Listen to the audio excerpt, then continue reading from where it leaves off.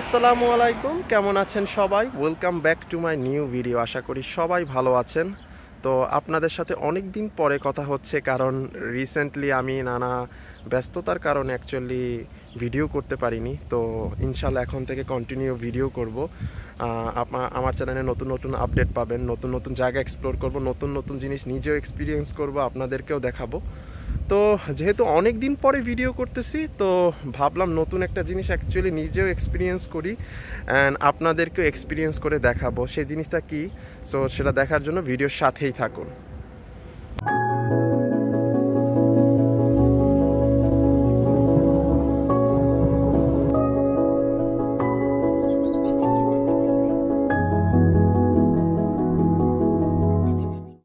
তো ইউএসএতে অনেক আগে থেকে একটা জব আছে, যে জবটা সবসময় আমি শুনে আসছি। মানে আগে মানুষ বলতো, এখনও কিছু মানুষ বলে যে মানি মেকিং মেশিন, মানে যে জবটা করলে এবং ফ্রিডম জব, নিজের ইচ্ছা মতো করা যায়, যে জবটা করলে নাকি হচ্ছে অনেক টাকা কামানো যায়। এটা সবসময় শুনে আসছি। এখন অনেকে বলে যে আগের মতো সেই রকমের টাকা কামানো যায় না, আগে নাকি প্রচুর টাকা কামানো যেত। এবং আমি এই জায়গায় অনেক পার্সন দেখছি যারা ওই জব করে মানে বাড়ি গাড়ি করে ফেলছে এই জায়গায়, এবং এটা সত্য, আমি নিজেও দেখছি। বাট এখন স্বাভাবিক, সব জিনিসের বা সব সিচুয়েশন তো সবসময় এক থাকে না, তো এখন নাকি ওইভাবে করা যায় না। বাট স্টিল অনেকে বলে যে হ্যাঁ, কিছু এখনও ইনকাম করা যায়। তো সেই জবটা হচ্ছে এই যে ট্যাক্সি। এই ট্যাক্সি চালায়া নাকি অনেক টাকা ইনকাম করা যায় একটা টাইমে। ট্যাক্সিকে মানুষ, এই জায়গার মানুষই মানি মেকিং মেশিন বলতো, যাদের কাছে ট্যাক্সির লাইসেন্স থাকতো, স্পেশালি যারা নিউ ইয়র্কে কাজ করে তাদের জন্য। কারণ ধরা হয় যে ট্যাক্সিতে সবচেয়ে বেশি ইনকাম মানে পুরো ইউএসের মধ্যে নিউ ইয়র্কে বেশি হয়, কারণ এই জায়গার পর্যটকরা বেশি আসে এবং এই জায়গার মানুষ ট্যাক্সি ইউজ বেশি করে, স্পেশালি ম্যানহাটন এরিয়ায়। অন্য সব এরিয়াতেও হয়, বাট নিউ ইয়র্কের মধ্যে ম্যানহাটনে প্রচুর ট্যাক্সি চলে। তো পুরো এই সিটির মধ্যে এই ট্যাক্সির বিজনেস সব থেকে একটা টাইমে অনেক বেশি ছিল, এখনও আছে, বাট আগের মতো নাই, মানুষ এটা বলে। তো আগে যেহেতু আমি ছিলাম না, তো আমার ওইরকম এক্সপিরিয়েন্সও নাই যে আগে কি হয়েছে না হয়েছে। তো বর্তমানে আমি জাস্ট এটা নিজে টেম্পোরারি একটা ট্যাক্সি ক্যাব হায়ার করছি। হায়ার বলতে মানে আমি লিজ নিছি, যে এক্সপিরিয়েন্স করার জন্য অ্যাকচুয়ালি ট্যাক্সিতে কেমন টাকা ইনকাম করা যায়, বা ট্যাক্সি জবটা অ্যাকচুয়ালি কেমন বা কমফোর্টেবল কি না। তো মানুষের কাছ থেকে আগে শুনছি, কিন্তু নিজে কখনো এক্সপিরিয়েন্স করে দেখি নাই। তো এখন নিজের এক্সপিরিয়েন্স করার জন্যই হচ্ছে গিয়ে এই ট্যাক্সি ক্যাবে কিছু টেম্পোরারি কিছু দিনের জন্য আমি জাস্ট জব করে দেখবো যে অ্যাকচুয়ালি কেমন, মানে এটার এক্সপিরিয়েন্সটা কেমন। তো আমি আগে যেখানে জব করতাম, আমার বসরে বসে আমি কিছুদিনের জন্য ছুটিতে আসি। তো এই ছুটির ফাঁকে আমি ভাবলাম যে কিছুদিন আমি ট্যাক্সি চালায় দেখবো যে অ্যাকচুয়ালি এখানের এটার এক্সপিরিয়েন্স কেমন, বা এটার মানে আসলেও যে মানুষ বলতো যেটা মানি মেক করা যায়, বা আগের মতো আগে যেরকম যেত বা এখন সেটা যাচ্ছে না, বা এখনও যারা বলতেছে যায় মোটামুটি, তো কেমন যায় সে এইটার এক্সপিরিয়েন্স করার জন্যই কিছুদিনের জন্য টেম্পোরারি এই ট্যাক্সি আমি ক্যাব চালাই, দেখবো যে কেমন অ্যাকচুয়ালি এক্সপিরিয়েন্স। যেহেতু ট্যাক্সি নিয়ে কথা বলতেছি, তো কিছু ইনফরমেশন অ্যাকচুয়ালি দিয়ে রাখা ভালো, বা অনেকেই জানতে চাবেন যে ট্যাক্সি চালাতে কী কী ডকুমেন্টস দরকার হয় বা না হয়। তো এগুলো নিয়ে আগেও আমি কথা বলছি অনেক ভিডিওতে, আপনি পাবেন এই যে রিলেটেড ইনফরমেশন। বাট আমি নিজে পার্সোনালি কখনো এক্সপিরিয়েন্স করি নাই, তো এখন আর পার্সোনালি এক্সপিরিয়েন্স করার জন্যই হচ্ছে গিয়ে এই ট্যাক্সি নেওয়া। তো নিউ ইয়র্কের ক্ষেত্রে আমি যতটুকু জানি, যদি আমার ইনফরমেশন ভুল না হয়, শুধু ইউএসের মধ্যে শুধু নিউ ইয়র্কে ট্যাক্সি চালাতে হলে আপনার আলাদা একটা লাইসেন্সের প্রয়োজন হয়, যেটা হচ্ছে টিএলসি লাইসেন্স। অন্য সব স্টেটে ড্রাইভিং লাইসেন্স হইলে হয়ে যায়, তখন চালাতে পারবেন। বাট ইউএস আমি জানি না, অন্য সব স্টেটে হয়তো বা অন্য কোনো লাইসেন্স থাকতে পারে, যেহেতু অনেকগুলো স্টেট, বা সব স্টেট সম্পর্কে অতটা আইডিয়াও নাই, যেহেতু আমি এক্সপিরিয়েন্স করি না। বাট আমি যতটুকু জানি যে নিউ ইয়র্কের জন্যই শুধুমাত্র আলাদা একটা ট্যাক্সি চালাতে হলে লাইসেন্স লাগে, সেটা হচ্ছে কি TLC license. And TLC license কীভাবে কী করে না করে, কি ইনফরমেশন দরকার হয়, আমি অনেক আগের ভিডিওতে বলছি। নেক্সট আবার কোনো ভিডিও যদি করি তাতে ইনফরমেশনগুলো বলবো কীভাবে করতে হয়। বাট টিএলসি লাইসেন্স ছাড়া আপনি উবার বলেন, ট্যাক্সি বলেন, কোনো কিছু আপনি চালাতে পারবেন না। সো আপনার টিএলসি লাইসেন্স মাস্ট দরকার, আর ড্রাইভিং লাইসেন্সও দরকার। মানে ড্রাইভিং লাইসেন্স আগে আপনার পাইতে হবে, তারপর আপনি টিএলসি লাইসেন্সের দিতে পারবেন, মানে নিতে পারবেন। টিএলসি লাইসেন্সের জন্য আপনার পরীক্ষা দিতে হয়, অনেক স্টেপ আছে। মানে আপনার ব্যাকগ্রাউন্ড চেক হইতে শুরু করে মানে ড্রাগ টেস্ট, ব্লাড টেস্ট অনেক কিছু নেয়। তারপর আপনার হেলথ চেক আপ হইতে শুরু করে ওই একটা মানে লাইসেন্সের মধ্যে সব কিছু থাকে। তা আমি আগেও হচ্ছে কি একটা ভিডিওতে বলছিলাম, তো যদি আপনারা ওই ভিডিও দেখেন তো মোটামুটি একটা ইনফরমেশন পাবেন যে টিএলসি লাইসেন্স বানাতে কীরকম কী ইনফরমেশন মানে দরকার হয়। তো যেহেতু হচ্ছে গিয়ে টিএলসি রিলেটেড মানে ইয়েলো ক্যাব রিলেটেড কথা বলতেছি, তো এটা নিয়ে অ্যাকচুয়ালি কথা বলি। তো ইয়েলো ক্যাব বর্তমানে আপনার মানে এই গাড়িগুলো আপনি কিনতেও পারবেন এবং হচ্ছে কি লিজও নিতে পারবেন। তো আমি লিজ নিছি, উইকলিও নেওয়া যায়, আবার হচ্ছে কি পার ডে হিসাবেও নেওয়া যায়, আবার শিফট হিসাবেও করেও নেওয়া যায়। সো পার ডে বলতে হচ্ছে কি যে কোনো গ্যারেজে যাবেন, ওই জায়গায় অনেক গ্যারেজ আছে এরকম ইয়েলো ক্যাবগুলো রাখা থাকে। আপনি যাবেন, একদিন গাড়ি চালাবেন, আপনি একদিনের জন্য লিস্ট টাকা দিয়ে হচ্ছে গিয়ে আপনি নিতে পারবেন, ইয়েলো ক্যাব নিতে পারবেন। তার একদিন চালায় তারপর রেখে আসতে পারবেন, এরকম আছে কিছু গ্যারেজ দেয়। আর পুরো উইকলি বলতে 24/7 আপনার কাছে গাড়িটা থাকবে এবং উইকলি শেষে আপনার একটা লিজ টাকা ধরবে, যে একটা ভাড়া বা গাড়ির ভাড়া, ওইটা আপনাকে দিতে হবে। আর হচ্ছে কি শিফট অনুসারে মানে হচ্ছে গিয়ে ধরেন আপনার 24/7 থাকবে না, ধরেন আপনি মর্নিং শিফট আর নাহলে নাইট শিফট। মর্নিং শিফট শুরু হয় সকাল 5টা থেকে রাত 5টা পর্যন্ত, অ্যান্ড সকাল 5টা থেকে বিকেল 5টা পর্যন্ত, এবং বিকেল 5টা থেকে সকাল 5টা পর্যন্ত, এই হচ্ছে 2টা শিফট। তো আপনি 12 ঘন্টার শিফট হিসাবে কারোর সাথে পার্টনার মানে ধরেন একটা গাড়ি 2জন চালাবে, আপনার একজন পার্টনার চুজ করে নেবেন, সে আরও 12 ঘন্টা চালাবে, আপনি 12 ঘন্টা চালাবেন, এরকমেরও করা যায়। তো আপাতত আমি গাড়িটা যে এক্সপিরিয়েন্স, যেহেতু আমি একটু নতুন, আমার নিজেরও অনেক কিছু বোঝার ব্যাপার আছে, তো আমি গাড়িটা মানে উইকলি যেটা 24/7 আমি কিছু উইকের জন্য নিছি, যে একটু এক্সপিরিয়েন্স করে দেখার জন্য। এখন আসি গাড়ির লিজ কেমন আর এই গাড়িটা কোন মডেলের। তো এইটা হচ্ছে সর্বনিম্ন মডেল যেটা আমি সেইটা নিছি, এর পিছনে রিজন আছে। এটা হচ্ছে গিয়ে নিসানের NV200, এইগুলোকে ট্রানজিট গাড়িও বলে। তো এইটা হচ্ছে 2016 মডেলের একটা গাড়ি, এবং এটার পার উইক আমার মানে লিজ দিতে হবে $950 পার উইক। এর মানে হচ্ছে উইকলি আপনার $950 আগে ইনকাম করার পর, তারপর পার রাইড যে সিটিতে মানে যখন প্যাসেঞ্জার উঠে কোথা থেকে ট্যাক্স কাটে সিটি, ওইগুলো কাটার পর যা ইনকাম হবে সেইটা আপনার কাছে থাকবে। একদম সহজ হিসাব, মানে $950 আপনার উইকলি হচ্ছে কি লিজ, এটা দিতেই হবে মানে আপনার গ্যারেজকে, যে গ্যারেজ থেকে আপনি এটা লিজ নিছেন। এবং ওই যে সিটির ট্যাক্স কিছু থাকে, ওই সব ট্যাক্স, এগুলো পরবর্তীতে আমি দেখাবো। তো এই সব কিছু কাইটা রাখার পর যা এক্সট্রা থাকবে ওইটাই আপনার ইনকাম। তো জিনিসটা শুনতে একটু হার্ড মনে হতেছে, আবার আমি নিজেও এক্সপিরিয়েন্স কেমন কি সেগুলো সব পরবর্তীতে আমি শেয়ার করব, যে কীরকম কি জিনিস ফেস করি। তো এখন বলতে পারেন যে তাহলে এই গাড়ি তো পুরান মডেল, তাহলে একটা গাড়ি তো কিনা নিলেই হয়। এই জায়গায় হচ্ছে গিয়ে মানে নতুন গাড়ি কিনা নিলেই হয়, বা আপনি একটা ট্যাক্সি নিয়ে যদি জব করেন তাহলে ট্যাক্সিটা নিজে নিয়ে নিলেই তো হয়, মানে এটার দাম তো বেশি হবে না। যেহেতু পুরান মডেলের গাড়ি দেখা মনে হইতেছে দাম বেশি হবে না, অ্যাকচুয়ালি এই গাড়িটার কোনো দামই নাই। সত্যি কথা, এই গাড়িটা বলতে গেলে খুবই এটা নর্মাল একটা জিনিস, এটা নর্মাল গাড়ি। এই গাড়িগুলো এইটার ভাড়া সর্বনিম্ন, আমি যেটা বললাম এই গাড়ির ভাড়া সর্বনিম্ন। এখন নতুন কিছু মডেল আসছে, যেমন বাংলাদেশেও দেখছি এই মডেলটা গেছে RAV4, টয়োটা RAV4। এই জায়গায় আর একটা টয়োটার গাড়ি আছে সিয়ানা, যেগুলো 7 সিটার। দেন হচ্ছে এগুলো সব নতুন হাইব্রিডগুলা। দেন টেসলার কিছু গাড়িও দেখছি হচ্ছে গিয়ে মানে ট্যাক্সি হিসাবে দিছে। তারপর ইলেকট্রিক আরও টয়োটা, তারপর নিসানের আরও কিছু ব্র্যান্ডের ইলেকট্রিক ভেহিকল আছে, ওইগুলাও কিছু দেখলাম হচ্ছে গিয়ে অল্প কিছু গাড়ি দিছে। বাট মেজরিটি গাড়ি বর্তমান সিটিতে এই NV200 আছে, আর হচ্ছে ফোর্ডের কিছু গাড়ি আছে, ওইগুলো ট্রানজিট গাড়ি, এইগুলো এরকম দেখতে। আর হচ্ছে RAV4 যেটা বললাম SUV, টয়োটা RAV4 হচ্ছে গিয়ে জাতীয় গাড়ি। এই জায়গা ইউএসএতে বর্তমানে মেজরিটি মানুষ চালায়, পার্সোনালি আমি দেখছি অনেকে চালায়, জাতীয় গাড়ি হয়ে গেছে। ওই টয়োটা RAV4 এর যে হাইব্রিড ভার্সনগুলো, যেগুলো 18 মডেল, 18-র উপরের যেগুলো 20-22 সালেরগুলা, যেগুলা ইভেন নতুন কিছু দেখছি 25 সালেরও গাড়ি দিতেছে, নতুন গাড়ি বের করে হচ্ছে গিয়ে দিতেছে। তো ওইগুলোর ভাড়া হচ্ছে কি অনেক বেশি, মানে বেশি বলতে যেটা আমি $950, ওইগুলো $1200-1300 উইকলি। মানে যাত্রী সেমই উঠবে, ভাড়াও সেম, কিন্তু ওইটার গাড়ির আপডেটেড মডেল দেখা ওটার ভাড়া বেশি, এটার পুরান মডেল দেখা ভাড়া কম। কিন্তু এখন আসি যে আপনি তো কেউ বলতে পারেন যে ভাই টাকা দিয়ে একটা গাড়ি কিনা নিলে তো লাইসেন্স প্লেট লাগাইলে হয়ে যায়। অ্যাকচুয়ালি কিন্তু কাহিনিটা না, এই জায়গা না। এই যে এই নাম্বারটা দেখেন উপরে, এই যে উপরে লেখা আছে 3K42, আমি জানি না দেখা যাচ্ছে কিনা। এইটাকে বলা হচ্ছে কি মেডিলিয়ান নাম্বার। এই গাড়িটার মেডিলিয়ান নাম্বার হচ্ছে 3K42 হিসেবে।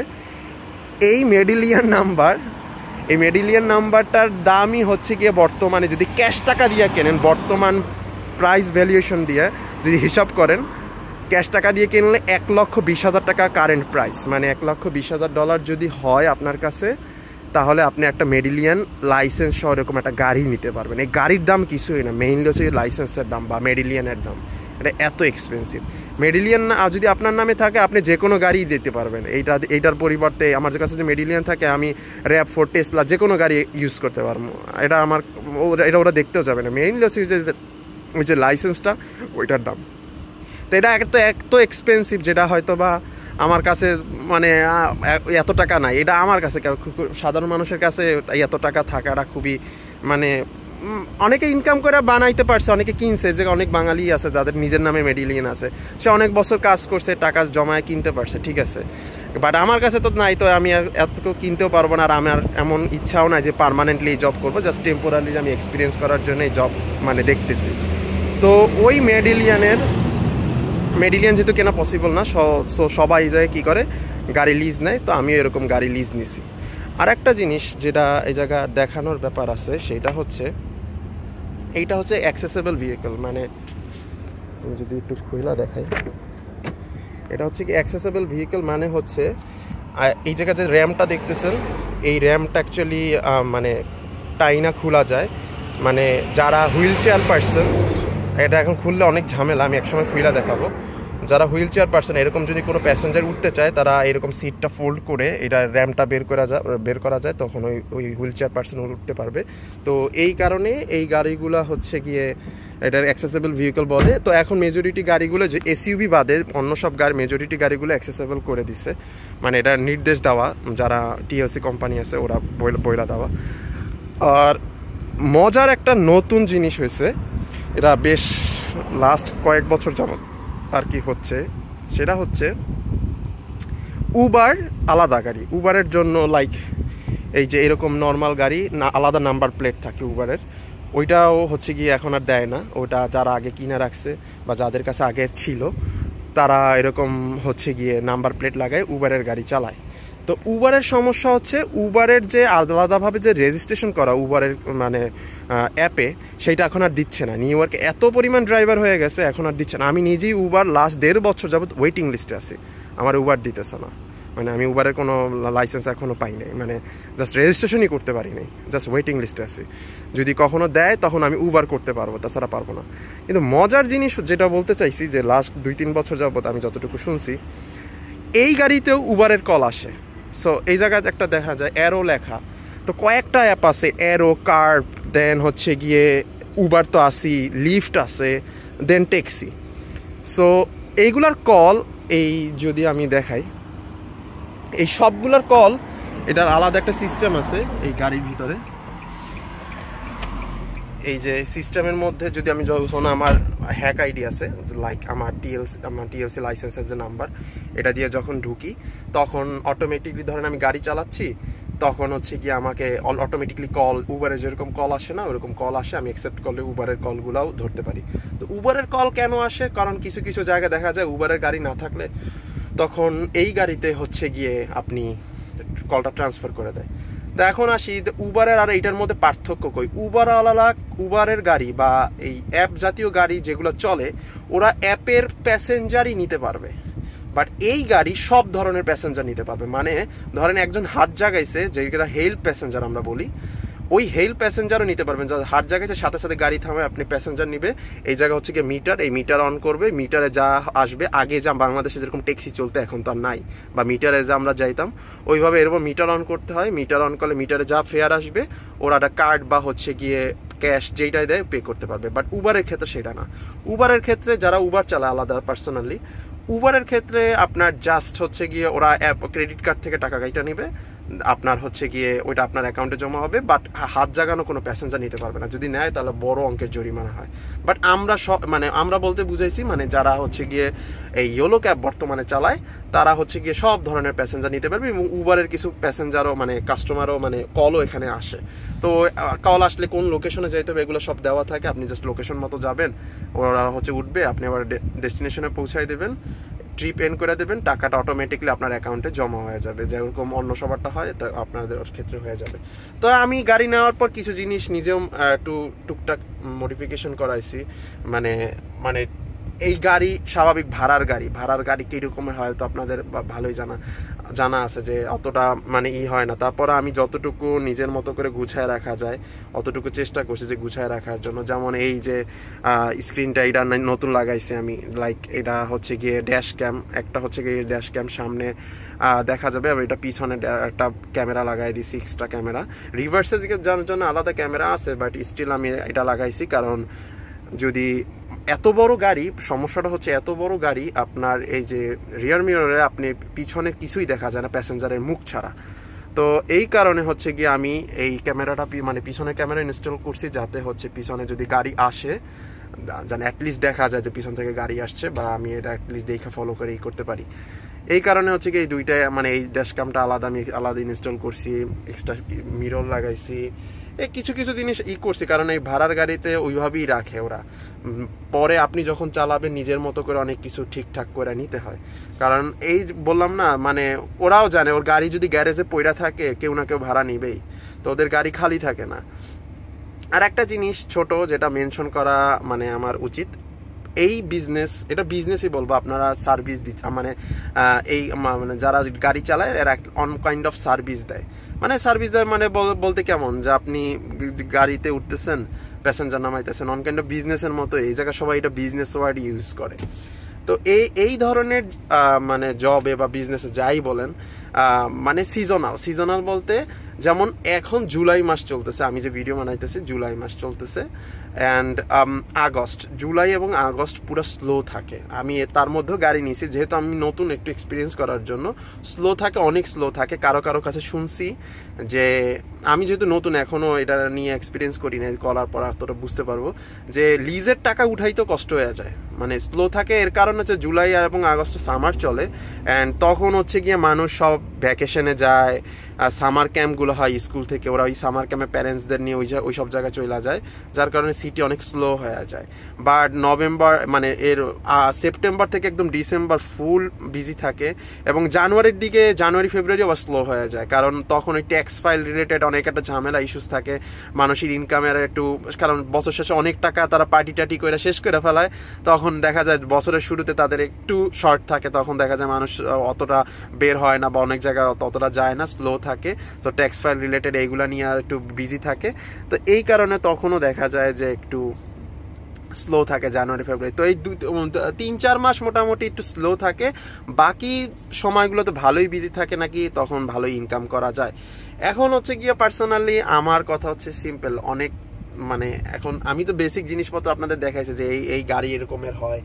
তো অন্য কোনো সময় যদি গাড়ি গ্যারেজে আরও অনেক মডেলের গাড়ি আছে, চেঞ্জ করে যদি আনি তো ওগুলোও দেখাবো কীরকম কি, অ্যান্ড স্পেশালি আমি কেমন কি ইনকাম করতে পারতেছি, বা যেহেতু নতুন এক্সপিরিয়েন্স করে দেখাইতেছে কীরকম কি ইনকাম হইতেছে, ওইটাও আমি আপনাদেরকে দেখানোর চেষ্টা করবো যে অ্যাকচুয়ালি ইনকাম হয় কিনা, বা কেমন এটার টাকা মেক করা যায় কিনা, বা দিন শেষে কত টাকা থাকতেছে, এটার আমি একটা ড্রাফট দেওয়ার চেষ্টা করব।